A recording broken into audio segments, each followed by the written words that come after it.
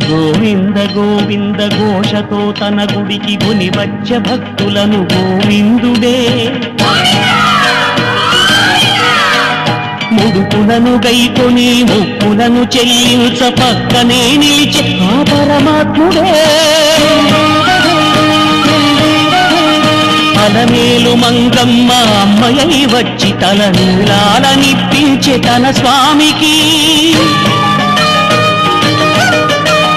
వైకుంఠవాసుడే వరద హస్తముతో తీరిల్చి పూసెలే చలువ చందనమే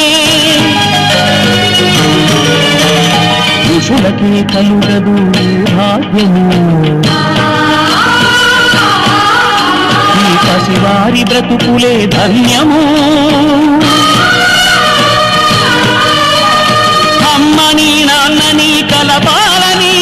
మదినమ్మి పూనిన వ్రత దీక్షకి నిలువెల్ల కరిగాడు ఏడు కొండలవాడు చిన్నారి భక్తులకే అయినాడు భక్తుడు